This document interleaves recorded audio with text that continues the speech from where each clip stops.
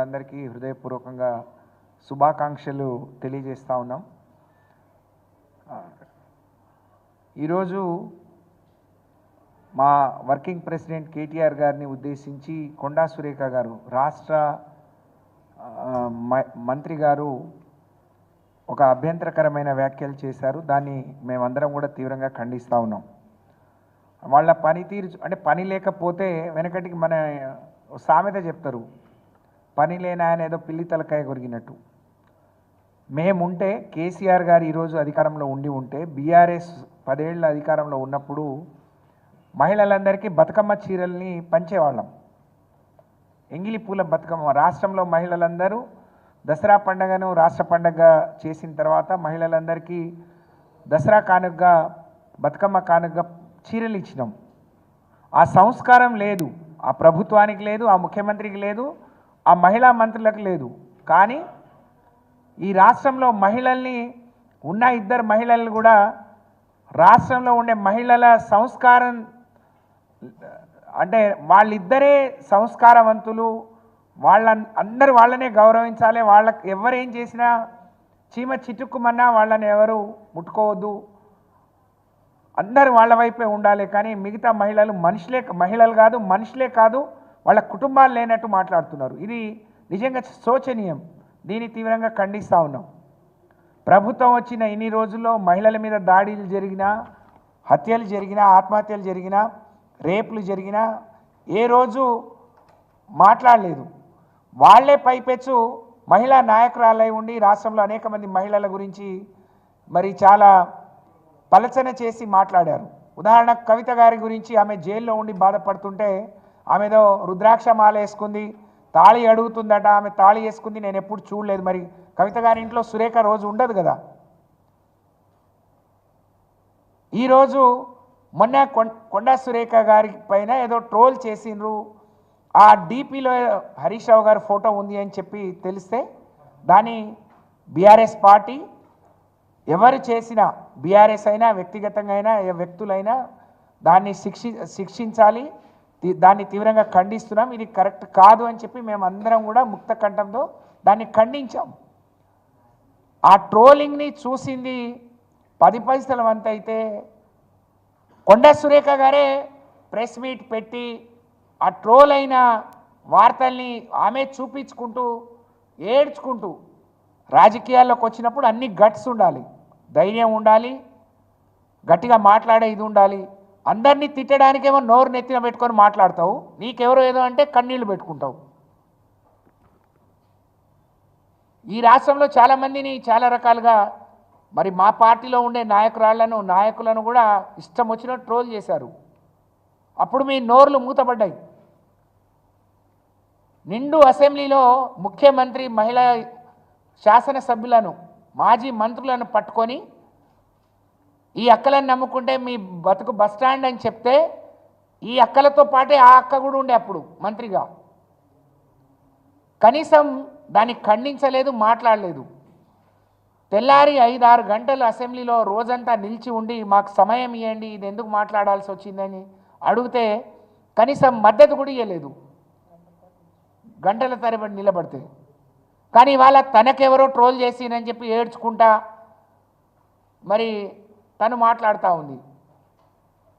మీరు ట్రోల్స్ ఎవరైనా తప్పుడుగా ట్రోల్స్ చేస్తే దాని మీద పిటిషన్ ఇవ్వాలి. మీరు మంత్రి హోదా, మీరు ప్రభుత్వంలో ఉన్నారు, అధికారం మీ చేతిలో ఉంది, అన్ని దర్యాప్తు సంస్థలని మీ చేతిలో ఉన్నాయి, వాళ్ళతో దర్యాప్తు చేయించాలి. కానీ ఈరోజు రాష్ట్రంలో జరుగుతున్న కాంగ్రెస్ పాలన, రేవంత్ రెడ్డి గారి పాలన చూసి ప్రజలు పండుగ చూసుకునేటట్లేరు. శాపనార్థాలతో మరి వాళ్ళ తిడుతున్న తీరు చూసి దీన్ని డైవర్ట్ చేయాలి. ఒకప్పుడు దసరా వచ్చిందంటే సంబరంగా ఊళ్ళలో బతుకమ్మ ఆడటానికి ఊర్లు ఖాళీ, హైదరాబాద్ ఖాళీ అయిపోయి ఇళ్లలోకి వెళ్ళిపోయేవాళ్ళు. పండుగ చేసుకుంటే ప్రభుత్వం కూడా వాళ్లకు బహుమతులు ఇచ్చేది. కానీ ఇవాళ రేవంత్ రెడ్డి గారు ఈ హైదరాబాద్ వాళ్ళు ఓట్లు వేయలేదనో, లేకపోతే ఆయనకేం హిడెన్ ఎజెండా ఉందో, హైడ్రా అనే ఒక కార్యక్రమాన్ని చేపట్టి వేలాది మంది పేదల పొట్టన కొట్టి వాళ్ళ జీవితాంతం కష్టపడి వాళ్ళ కష్టార్జితంతో కట్టుకున్న ఇండ్లను కూల్చేసి రోడ్డు పాలు, బజారు పాలు చేశారు. అందులో మహిళలు ఉన్నారు, గర్భిణీలు ఉన్నారు, బాలింతలు ఉన్నారు, చిన్నపిల్లల తల్లులు ఉన్నారు, ముసలి వాళ్ళు ఉన్నారు. వాళ్ళ పక్షాన మాట్లాడండి. వాళ్ళని సమర్థిస్తున్నారు మీరు. హైడ్రాని సమర్థించే ముందు ఇంతమంది రోడ్డున పడితే ఇది ఈరోజు బీఆర్ఎస్ ప్రభుత్వం వచ్చినప్పుడు జరిగింది కాదు. అనేక ఏళ్లుగా మరి కాంగ్రెస్ పార్టీయే ఎక్కువ రోజులు ఈ రాష్ట్రాన్ని పాలించింది. ఇప్పుడేదో మేల్కొని ఇప్పుడే పుట్టినట్టు, ఇప్పుడే వాళ్ళకి అన్నీ తెలిసినట్టు, ఇప్పుడే స్పృహ వచ్చినట్టు మరి ఊరి మీద పడి అచ్చొచ్చిన ఆంబోతులాగా పడి ఇష్టం వచ్చినట్టు మీరు చేస్తూ ఉంటే దాని గురించి మాట్లాడకుండా తన్నెవరో మనసు నొప్పించిందని దానికి మేము కూడా చింతించాం, దాన్ని మేము కూడా ఖండించాం. ఎవరైనా ఖండియాల్సిందే. కానీ వాళ్ళ కేటీఆర్ గారి గురించి బీఆర్ఎస్ పార్టీ ఆదరణ చూడలేక ఓర్వలేక దీన్ని ఎట్లా డైవర్ట్ చేయాలి పండగ ముందు అని మనసులో అక్కసు పెట్టుకొని కొండా సురేఖ గారు ఇష్టం వచ్చినట్టు మాట్లాడారు. పూర్తి సినిమా ఇండస్ట్రీలో ఉండే మహిళలందరినీ కూడా తను తప్పుడు మనుషులుగా చిత్రీకరించే పని చెప్పారు, ఆలోచన చేస్తూ ఉన్నారు. తను కూడా సినిమా తీసింది ఈ మధ్యనే బిడ్డను పెట్టుకొని. అంటే వాళ్ళకు కూడా ఇవన్నీ వర్తిస్తాయా? సినిమాలో ఉండే మహిళలందరూ కేటీఆర్ గారితో సంబంధం అంటగడతారా? వాళ్ళ కుటుంబాలు ఉండవా? వాళ్ళ తల్లిదండ్రులు ఉండరా? ఎంత చిల్లరా! నీ నోరు చిల్లరా, నువ్వు మనిషి చిల్లరా అనేది అందరికీ తెలుసు. మానకొండ ఘటనప్పుడు నీ నోరు అందరు చూసిండ్రు, వరంగల్లో గొడవలు అయినప్పుడు నీ నోరు అందరు చూసిండ్రు, నీ ఇంట్లో వాళ్ళే అందరు చెప్తారు నీ నోరేందో. కానీ ఆ నోరుని నెత్తిన పెట్టుకొని రాష్ట్రం అంతా ఇదే చేస్తాను అని ఒక మహిళా మంత్రి ఇట్లా మాట్లాడటం అయితే నిజంగా చాలా దారుణం, శోచనీయం. ఇది సిగ్గుతో మహిళలందరూ తలదించుకునే విషయంగా నేను భావిస్తూ ఉన్నాను. ఇది అవమానకరం. కొండా సురేఖ గారు, మీరు ఎప్పుడు మాట్లాడినా ఇట్లనే నడిచిపోతుంది, నేను ఇట్లనే మాట్లాడి బట్టగాల్చి మీదేసి వెళ్ళిపోతా అనుకుంటే ఖబర్దార్ బిడ్డ, నోరు మూసుకో, లేకపోతే మేము నోరు మూయించాల్సి వస్తుంది. నీ మీద పరువు నష్టం దావా వేస్తాం, నిన్ను తప్పకుండా న్యాయస్థానానికి ఈడుస్తాం. వాళ్ళు ఇట్లా పిలిచారు, పోనేందుకు వాళ్ళను అందుకని వదిలేశారు. అంటే మీరు ఇప్పుడు ఏం చేశారు? మీరు పక్కన ఉన్నారా? మీకు ఎట్లా తెలుసు ఇవన్నీ? ఎవరింట్లో ఎవరో మాట్లాడుకున్నది ఈమెకి ఎట్లా తెలుస్తుంది? ఎందుకు అనవసరంగా మహిళలు పరువు తీస్తున్నారు? ఇద్దరికిద్దరు గౌరవంగా ఉండండి. మా బాధ అంతా ఏంటంటే మా జిల్లా నుంచే ఉన్నారు, మాట్లాడొద్దు, ఏదైనా వస్తే మాట్లాడొద్దు, వాళ్ళని గౌరవిద్దాం, వాళ్ళకి సపోర్ట్ చేద్దాం అని అనుకుంటే పరిపాలన గాలికి వదిలేసిండ్రు. మీరు ఇచ్చిన ఒక్క హామీ ఇవాళ మహిళలు మిమ్మల్ని చీ అంటున్నారు. నువ్వు మాట్లాడి ఇంకెవరినో చీ అనడం కాదు కొండా సురేఖ గారు, మీ పరిపాలన మీ మహిళల్ని, మీ కాంగ్రెస్లో ఉండే మీ మహిళా నాయకుల నుంచి చీ అంటున్నారు. అనవసరమైన ఆర్టీసీలో బస్సు ఫ్రీ తీసుకొచ్చి మహిళల పంచాయతీ పెట్టించిండ్రు. మీ వాళ్ళకి ఇస్తాన 2500 అతి గతి లేదు, ముసలమ్మలకు మీరు ఇస్తాన 4000 గతి లేదు, రైతు రుణమాఫీ సగం కూడా కాలేదు, పావల వంతు కూడా కాలేదు. నా సొంతూరు సొసైటీలో 2575 మంది ఉంటే 500 మందికే అయింది, 1800 చిల్లర మంది కాలేదు. ఒక ఉదాహరణ చెప్తున్నాను నేను. అటు రైతు రుణమాఫీ కాలేదు, రైతు బంధు ఇవ్వట్లేరు. ఇవాళ హైదరాబాద్ అంతా సర్వనాశనమైంది. ఇవాళ హైదరాబాద్ని ఎవరు చూసినా, ఒకప్పుడు ప్రపంచ పటంలో నిలిపిన హైదరాబాద్ ఈరోజు మరి కాకా వికలమైపోయింది. మీ పరిపాలనను అసహించుకుంటున్నారు. ఇవాళ హైదరాబాద్కు రావాల్సిన అభివృద్ధి వెనక్కిపోతుంది. నెలకొక ప్రపంచ దేశాలన్నీ పర్యటించి కేటీఆర్ గారు ఈ హైదరాబాద్ స్వరూపాన్ని, హైదరాబాద్ రూపురేఖల్ని, హైదరాబాద్ చిత్రపటాన్ని ప్రపంచ పటంలో అగ్రభాగంలో నిలిపితే ఇవాళ మీరు అక్కడి నుంచి దిగజారిస్తూ ఉన్నారు, కూలుస్తూ ఉన్నారు. కాబట్టి మీరు ఇవాళ రేవంత్ రెడ్డి గారు ఇవన్నీ డైవర్ట్ చేయడం, రైతు బంధు నుంచి, రైతు రుణమాఫీ నుంచి, పరిపాలన నుంచి ప్రజల్ని మళ్లించడానికి హైడ్రా తీసుకున్నాడు. పండగ ముందు హైడ్రా మొత్తం దుమ్మేసి పోస్తున్నారు, మహిళలందరూ శాపనార్థాలు పెడుతున్నారు. అంటే ఇప్పుడు డైవర్ట్ పాలిటిక్స్ అన్నమాట.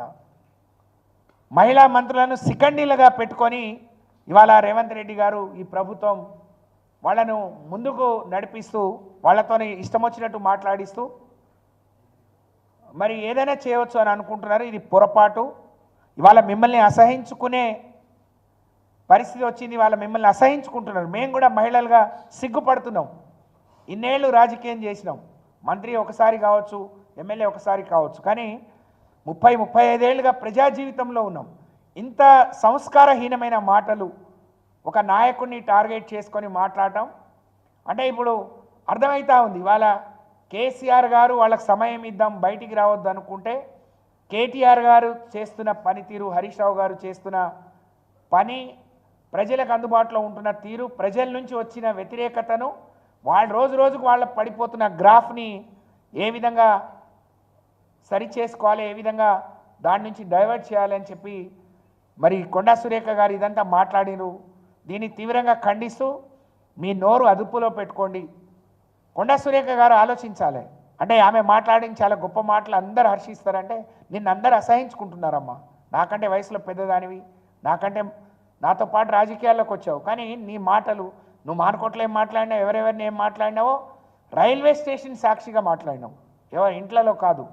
వరంగల్లో ఏం మాట్లాడినావో నీ మనసులో ఎప్పుడేదో వస్తే మరి నువ్వు వచ్చే రోజు నీ స్థాయి ఏందో, ఇవాళ నీ పరిస్థితి ఏందో ప్రజలందరికీ తెలుసు. అవన్నీ అది ఎట్లొచ్చిందో అందరికీ తెలుసు. అలాగే మీ నోరు ఎలాంటిదో మీరు ఎలాంటి వాళ్ళు అందరికీ తెలుసు. కాబట్టి ఇంకా ఎక్కువ మాట్లాడి మా నోరు విప్పి అన్నీ చెప్పే పరిస్థితి, రోడ్డున పడే పరిస్థితి తేవద్దు. మాకు మా తల్లిదండ్రులు కానీ మేము ఉన్న పార్టీలు మాకు కొన్ని సంస్కారం, కొంత విలువలతో కూడిన రాజకీయాలు నేర్పారు. దానికి ఆ హద్దులు లోబడే మాట్లాడుతున్నాం. కాబట్టి మేము ఇంకా ఏం చెప్పదలుచుకోలేదు. దయచేసి మరి ఈ సమాజంలో ఉండే మహిళలు, సినిమా ఫీల్డ్లో ఉండే మహిళలు కానీ సినిమా ఫీల్డ్లో ఉండే ప్రతి ఒక్కరూ ఆలోచించాలి. ఇవాళ సినిమా ఫీల్డ్లో ఉండే మహిళల గురించి ఇంత తక్కువ చేసి, ఇంత చిన్న చూపు చేసి, అవహేళన చేసి మాట్లాడితే ఇది అందరికి వర్తిస్తుంది. అందరి పిల్లలు సినిమాలో ఉంటారు. ఆమె కూడా సినిమా తీసింది, ఆమె కూడా సినిమాలతో సంబంధాలు ఉన్నాయి. కాబట్టి మేధావులు, విద్యావంతులు, మరి బుద్ధిజీవులందరూ ఈ కొండా సురేఖ వ్యాఖ్యలు కానీ సీతక్క వ్యాఖ్యలు వీళ్ళే ఎక్కువ మాట్లాడతారు. ఎందుకంటే ఒక ఎస్టీ మహిళ, బీసీ మహిళ ఎవరు మాట్లాడరు, మహిళలు కాబట్టి ఇంకేదైనా అంటే మేము ఇంకా ఆయనతో రెచ్చిపోవచ్చు, ఇంకేదైనా మాట్లాడవచ్చు అనుకొని ఎస్కేప్ అవుదాం అనుకొని మీరు ఆలోచిస్తున్నారు. ఇది మంచిది కాదు. మీతో ఎక్కువ మాట్లాడిస్తే మిమ్మల్ని నాయకులు రాళ్ళుగా పెంచుతున్నారు అనుకుంటున్నారేమో. మీ విలువలు ఇంకా తగ్గిస్తున్నారే విషయాన్ని మీరు గ్రహించుకొని మీ నోరు అదుపులో పెట్టుకొని మాట్లాడితే మంచిదని నేను ఈ సందర్భంగా తెలియజేస్తా ఉన్నాను. సీతక్క మాట్లాడుతూ ఎంగిలిపూల రోజే కేటీఆర్ మాటలు వినాల్సి వచ్చింది అన్నది. ఎంగిలిపూల రోజు మేమేం చేసాం? చీరలు ఇచ్చి గొప్పగా పండుగ చేయించుకున్నాం. నువ్వేం చేస్తున్నావు? బజార్ మాటలు మాట్లాడకుండా రోడ్లో తిరుగుతున్నారు మీరు. కాబట్టి ఖబర్దార్ సురేఖ గారు, మీ వెనక ఇంకెవరైనా ఉండి మాట్లాడిస్తే వాళ్ళకు కూడా నేను హెచ్చరిస్తూ ఉన్నాను. మీ నోరు అదుపులో పెట్టుకోకుండా ఏదైనా మాట్లాడతా అంటే ఇకపైన సాగదు. నిన్నెవరో ట్రోల్ చేస్తే ఈ పార్టీ మీద, ఆఫీస్ మీద దాడి అయింది, కేటీఆర్ గారి మీద దాడి చేయించుడైంది. కాబట్టి తప్పకుండా మిమ్మల్ని ఇట్లా వదిలిపెట్టాం. అన్నిటికీ మాకు మీ నుంచి జవాబు రప్పిస్తాం. మీరు తల వంచుకొని జవాబు చెప్పే రోజు, సమాధానం చెప్పే రోజు త్వరలోనే వస్తుంది. మిమ్మల్ని కోర్టుకి ఇడుస్తాం, మీ మీద పరువు నష్టం దావా వేస్తాం, మిమ్మల్ని తప్పకుండా బజార్లో నిలబెడతాం. ఆ పని మీరు చేసుకోవద్దు అని చెప్పి హెచ్చరిస్తూ, మా మీడియా సోదరులు కూడా ఇటువంటి వాళ్లను ఏదైనా ట్రోల్ చేసే ముందో లేకుంటే పెట్టే ముందు సోషల్ మీడియా కూడా ఆలోచించాలి. ఇటువంటి చౌకబారు నాయకుల మాటలు తీసుకొని దాన్ని ఇంకా పెంచుకుంటూ ఇంకా పోవడం సరైనది కాదు అని చెప్పి విజ్ఞప్తి చేస్తూ గౌరవ మాజీ పార్లమెంట్ సభ్యులు కవిత గారిని మాట్లాడాల్సిందిగా కోరుతా ఉన్నాను.